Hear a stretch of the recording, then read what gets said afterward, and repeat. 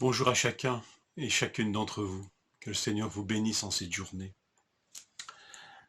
Acte 10, 34. Alors Pierre prit la parole et dit, « En vérité, je reconnais que Dieu ne fait pas de favoritisme et que dans toute nation, celui qui le craint et qui pratique la justice lui est agréable. » L'apôtre ici nous rappelle un trait essentiel du caractère de Dieu, notamment dans ses relations avec les hommes. Dieu ne fait pas de préférence, d'acception de personne. Je lis ceci dans un texte du Deutéronome, la loi, si chère au cœur des Juifs, et qu'ils enfreignaient pourtant. Car l'Éternel votre Dieu est le Dieu des dieux, le Seigneur des seigneurs, le Dieu grand, fort et terrible, qui ne fait point d'acception de personne, ne reçoit point de présent, qui fait droit à l'orphelin et à la veuve, qui aime l'étranger et lui donne de la nourriture et des vêtements. Deutéronome chapitre 10, versets 17 à 18. Quelle révélation de Dieu, sa grandeur. On est dans un moment de louange, presque d'adoration, et puis surtout, dans la foulée de cette grande révélation de Dieu, le Seigneur des seigneurs, le Dieu des dieux, il ne fait point d'acception de personne. Envers les plus faibles, la veuve et l'orphelin, envers les plus démunis, les plus fragiles, les plus exploitables peut-être, l'étranger. Et ce commandement qui suit, verset 19, « Vous aimerez l'étranger, car vous avez été étrangers dans le pays d'Égypte. » Quelle révélation de Dieu et quel commandement de Dieu peut-être Pierre est-il en train de découvrir. Vous aimerez l'étranger. Lui qui était en train, encore quelque temps avant, de l'enfreindre par désir de pureté, en obéissance à une tradition qui avait peut-être sa justification. Mais cette pureté qui consistait à exclure les païens de toute relation, donc des étrangers, c'est ce qu'était Corneille avant tout, un étranger. Eh bien, pas de contact avec eux. Et pourtant, le commandement disait, vous aimerez l'étranger, car vous avez été étrangers en Égypte. Ne faites pas d'acception de personne. Pierre est en train ici de redécouvrir quelque chose.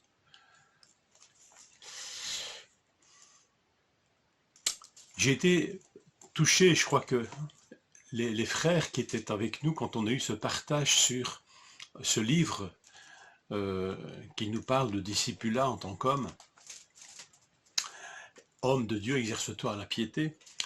Dans ce partage sur la section être un père, la discipline du père, combien j'ai été frappé par ce désir qu'ont beaucoup d'entre nous de pères, de ne pas avoir fait d'acception, de ne pas faire de préférence entre leurs enfants. Et combien cette question de préférence est quelque chose qui ressurgit très souvent dans les relations avec les enfants. Tu préfères un tel, tu me préfères à lui.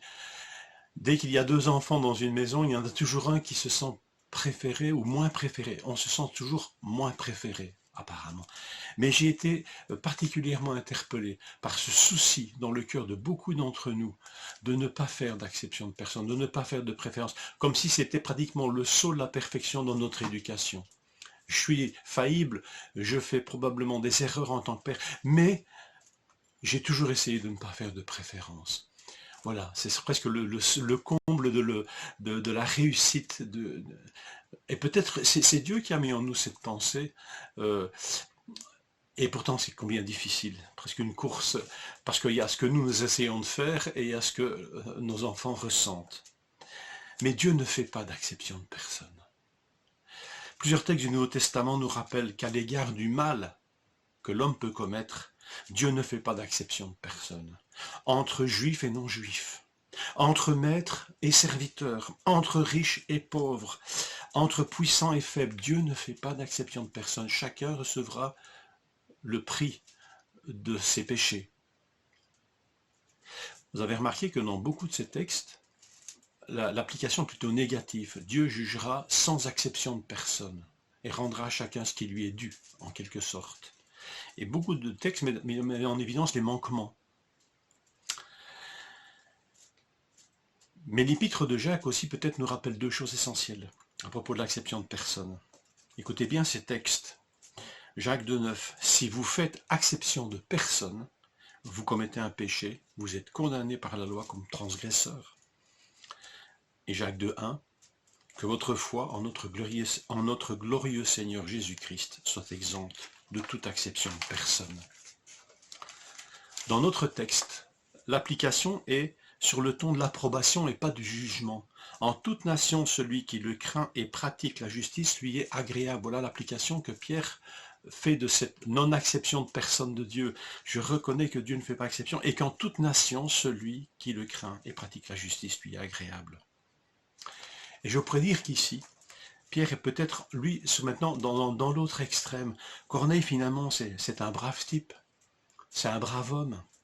Alors c'est facile, entre guillemets, de dire, ben lui, c'est vraiment, il pourrait être sauvé, quoi, parce que c'est vraiment un gars bien.